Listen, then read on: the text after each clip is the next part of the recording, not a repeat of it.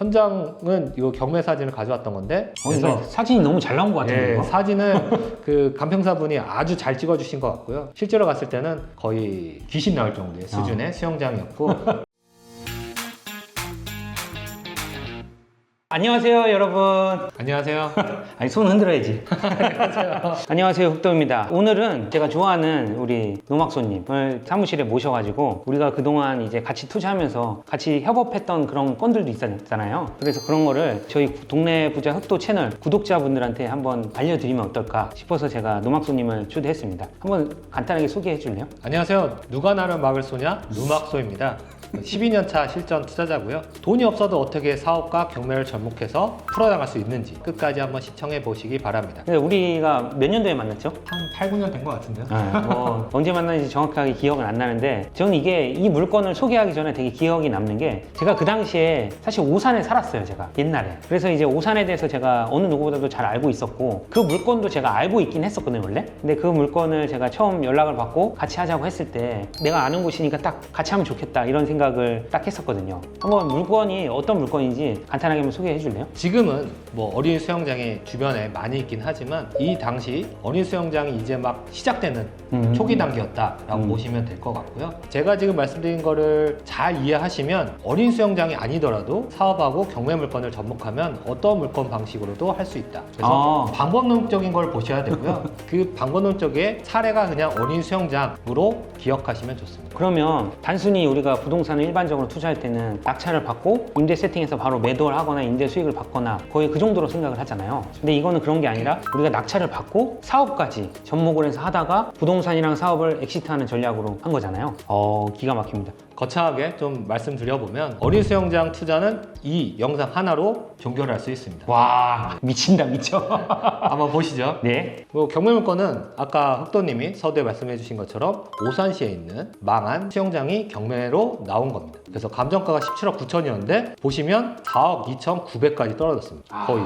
진짜 어마어마하죠. 지금 뭐 법인 강사님인 흑도님이 계시지만 법인을 어떻게 키울까가 가장 큰 저에게 큰 숙제였습니다. 그래서 법인을 설립을 할 건데 이 법인을 키울 수 있는 그런 자양분 역할을 해줄 수 있는 사업체가 뭐 있을까를 고민하던 시기였고요. 그때 바로 눈에 띄었던 게 이 물건입니다. 그래서 이 물건을 경매랑 NPL이랑 사업이랑 법인이랑 다 짬뽕하면 어떤 물건이 될까가 되게 궁금했었고 그러면 이 네 가지를 다 한꺼번에 짬뽕한 복합 물건이네요? 그렇죠. 그러니까 네 가지를 섞으면 어떤 시너지가 나는지 그리고 돈이 없어도 어떻게 이거를 수익화할 수 있었는지 한번 보시죠. 보시면 4억 2,900짜리를 9억 1,100만 원에 낙찰을 받습니다. 왜 이렇게 4억 2천까지 떨어졌는데 9억 1천에 낙찰을 받게 된 거죠? 이거 같은 경우는 NPL 물건이었습니다.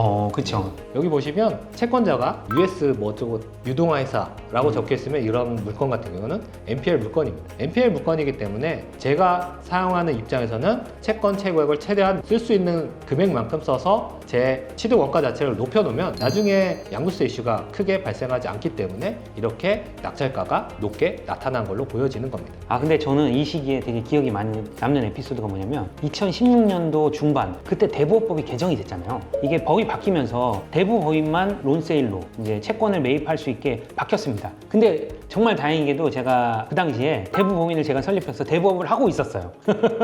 그러다 보니까 이제 우리 노막소님한테 전화가 와가지고 제가 론세일로 채권을 매입을 하고 노막소님이 직접 유입 투자를 하면 굉장히 좋겠다라는 생각을 한 거죠. 지금도 단순히 그 법만 보고 개인은 NPL 투자를 못한다라고 생각할 수 있지만 아까 흑도님 말씀해 주신 것처럼 좋은 물건이 있을 때는 이런 대부법인을 활용해서 사후정산부 유입 투자는 얼마든지 지금도 할 수 있습니다.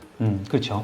5월 달쯤에 먼저 이 물건을 보긴 했습니다. 근데 그때 당시에는 유찰 금액이 절반밖에 안 됐기 때문에 유동화 회사에서 굳이 이거를 생각과 이유도 없다라는 답변을 받았었고요. 그래서 그때는 어느 정도 잊혀져 있다가 다른 물건들 열심히 보고 있는데 이게 하염없이 떨어져서 11월 달에는 24%까지 물건이 떨어진 겁니다. 그렇게 해서 유동화 회사에 연락을 해보니 이제서는 부랴부랴 이 물건을 팔고 싶다. 어떻게든 사라 라는 뉘앙스가 아예 정반대의 입장으로 바뀌었다라는 걸 확인할 수 있었고, 그걸 확인하자마자 저는 바로 흑도님한테 전화를 해서 이거를 사업체와 법인을 키우는데 적합한 물건으로 보고 흑도님한테 도움을 요청했습니다. 이게 원래 이게 6억 정도에 내고를 했었던 물건이에요. 근데 실제로는 최종 우리가 5억 8천의 채권을 매입을 했단 말이에요. 어떻게 추가로 2천 깎았는지 아세요? 기억나세요? 협상은 그런 협상은 흑도님이 맡아서 했기 때문에 자세한 썰은 잘 기억이 안 나지만 오래되긴 했는데 기억이 나는 게 뭐냐면 이게 채권자가 2번 연기를 했어요. 그래서 더 이상 연기할 수 없는 상황이었고 채권을 매입하는 대부법인이 질권 대출을 받기에는 시간적으로 너무 짧았어요. 2주밖에 안 남았어. 그래서 저는 어떻게 딜을 했냐면 내가 이거를 계약금하고 계약과 동시에 바로 잔금을 납부할 테니 2천원 깎아달라 라고 내고를 했습니다. 역시 그래서 결국에는 현금 5억 8천을 바로 채권을 매입을 하게 된 거죠. 그때 들었던 것 같은데 기억이 잘 나진 않았습니다. 오래됐으니까. 네. 근데 어쨌든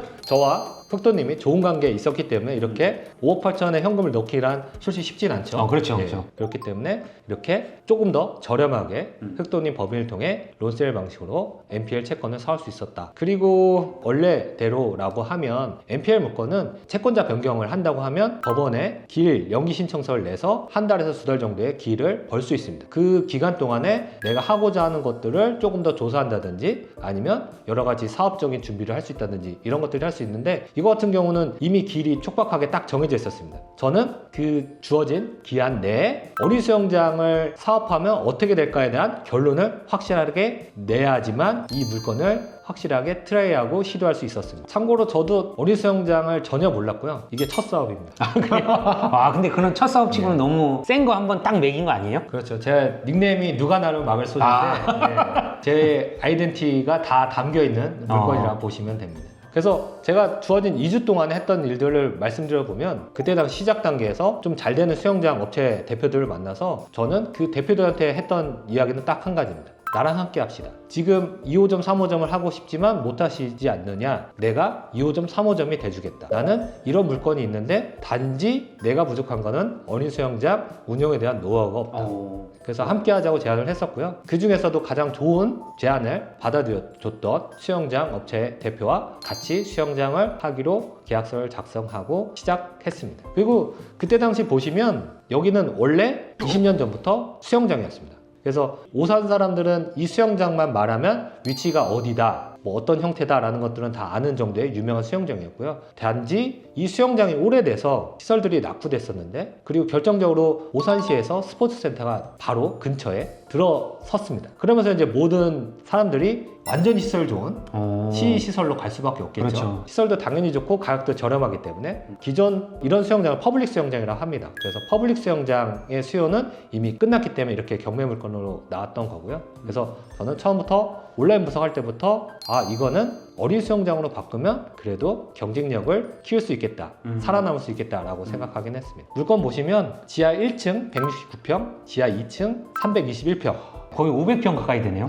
그래서 이 상가 건물의 약 3분의 1 정도가 수영장이 차지하고 있는 어마어마한 크기이긴 합니다. 그리고 우선은 사업적인 분석에 있어서 수요가 가장 중요한데, 그래서 초등학교 학생 수가 얼마인지, 그리고 주변에 신도시들이 들어오기 시작했을 때였고요. 그 중에서도 동탄 이 신도시 아파트들이 입주를 막 시작할 때였습니다. 계속 수요가 늘어나는 곳이었다. 그래서 입지적으로 아주 좋은 곳이었다라고 보시면 됩니다. 천장은 이 경매 사진을 가져왔던 건데 실제로 봤을 때는 훨씬 더 험악했습니다. 그래서 사진이 너무 잘 나온 것 같은데요. 사진은 그 간평사분이 아주 잘 찍어주신 것 같고요. 실제로 갔을 때는 거의 귀신 나올 정도의 수준의 수영장이었고, 그래서 아마도 사람들이 인장을 가고 조사를 했지만 섣불리 입찰을 아무도 할 수 없었다고 보여지긴 합니다. 그리고 이게 아시다시피 지하 1층, 2층이고 평수도 너무 크기 때문에 관리비도 사실 어마무시하잖아요. 그래서 그런 거에 대한 부담감? 뭐 이런 것들을 사실 쉽지 않을 것 같아요. 일반인들이 하기에는. 그쵸. 저도 뭐 무식해서 용감했습니다. 그랬고 바깥 모습도 이랬는데 결국에는 되게 오래된 그냥 사우나 겸 수영장 수영장의 모습의 형태였다라고 보시면 되고요. 와, 이 사진 진짜 미쳤다 진짜. 와, 완전 목욕탕인데 이거? 이제 이런 목욕탕 형태였고 나중에는 이거 철거하는데 비용이 조금 들어가긴 했습니다. 아, 그렇죠. 네. 그리고 이 현 시설로는 도저히 답을 찾을 수 없는 상가였기 때문에 결론적으로는 새롭게 탈바꿈을 시켜야 됩니다. 그래서 제가 어린 수영장 대표들이랑 만나고 난 다음에 했던 플랜이 뭐였냐면은 공사비가 어느 정도였을까를 가늠하는 게 가장 중요했습니다. 와, 이게 지금 애프터 사진이에요? 아까 봤던 그 이미지하고는 완전 천차만별이네 이게. 그래서 기존에 오산에 살던 분들은 바뀐 수영장을 보시고는 아니 이 수영장이 이렇게 바뀔 수 있어? 라는 모습만 보고 등록하신 분들도 있습니다.